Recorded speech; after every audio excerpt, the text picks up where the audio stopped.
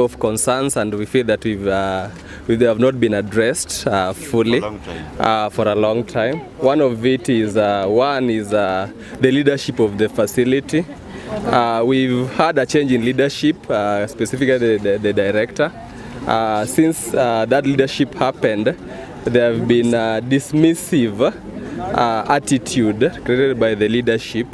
We speak, but we think we are not being heard fairly.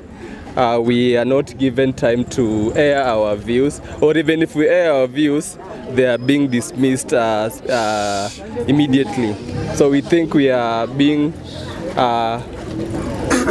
taken round and round. We are not being heard. That's the first thing. The second thing is under majorly the staffing of the hospital. As medical officers, as nurses of this facility, and all the employees, we feel we are understaffed, leading to patients are not getting good care because of the understaffing. We are forced even to work for long working hours. For instance, we have the permanent workers of this facility, mostly the medical officers and the nurses. They are being told to work maybe six days out of the 7 days of the month, of the week. We feel this is too much work. We have another life outside life care that need to take care of. Thirdly, we are talking about essential thing like just an insurance cover for the for our staffs. They barely. But as much as the local department can pay for their rates, but you see this permanent staff around here, people cannot pay for it's being deducted from the salary, yet you're not getting it, and you're not getting the services, even the SHA. People don't have here. We are barely living in a life where even if you catch an emergency now, you cannot get services from this facility. Once you get sick, you'll be told, go to MTRH, go to Blaze, go to some facility, get help. Once you are there, your cover is not working. So we feel this is unfair to us. So all we are asking is this facility, the leadership should listen to our plea. We have a dialogue with them, and then we make our grievances, and then we seek solutions with the timelines that are indicated. We've tried internal mechanisms, we've written letters, they have failed. And that's why here today, we've called media, we've assembled house, because it's our right to assemble, that in Life Care Hospitals Eldoret, there is a lot of dictatorship, there is a lot of toxicity here. Look at the building, even the issue to do the supplies. We've got very many clients, and this is our hospital, this is our community hospital. We really love it so much.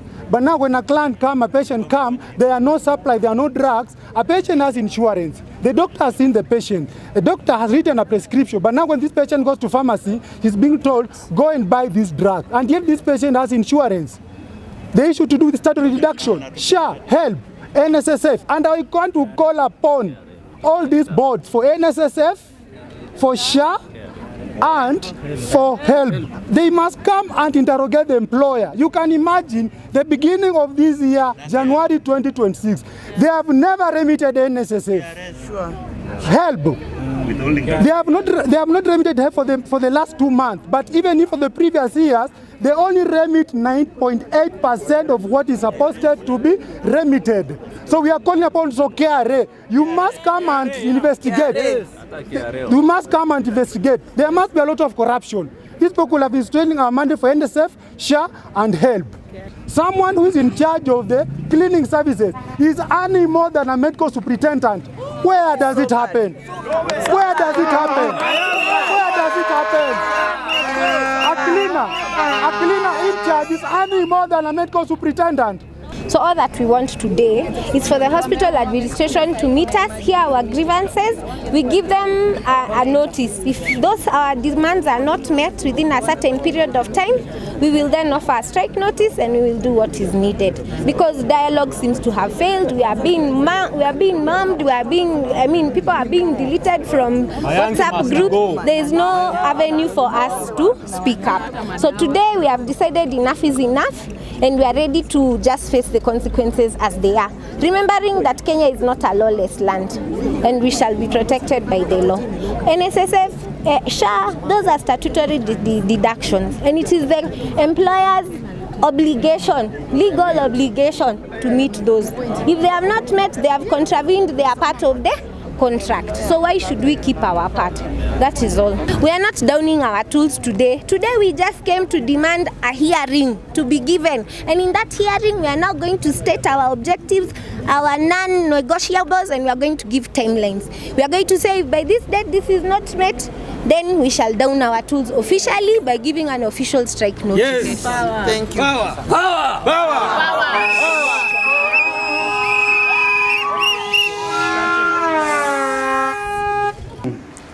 We acknowledge that there were concerns and unrest among some team members today. Management remains fully committed to addressing and resolving any issues amicably, respectively, and in accordance with the company policy and applicable laws. However, we wish to note that no formal communication or written concerns have been received by management to date. To create an open and respectful platform for addressing any concerns raised by the team members and to work collaboratively towards the constructive solution, we request that a formal written communication be written in a formal way. We understand that situations of concern can create uncertainty and emotions among team members. We value the contribution of every employee and appreciate the importance of open communication, mutual respect, and professionalism during such moments. In order for management to properly understand and address the matter raised, we kindly requested that any concerns, grievances, or suggestions be formally submitted in writing. This will enable management to review the issues carefully and engage the relevant persons appropriately. Upon receipt of the written concerns, management shall arrange for representatives to visit Lifecare Eldoret unit for discussion with the team. Alternatively, the team may nominate representatives to meet with management at the head office, the Ark Place, Nairobi, at a mutually convenient time. In the meantime, we respectively request all team members to maintain patience, professionalism, and discipline as we work together towards the positive and constructive outcome.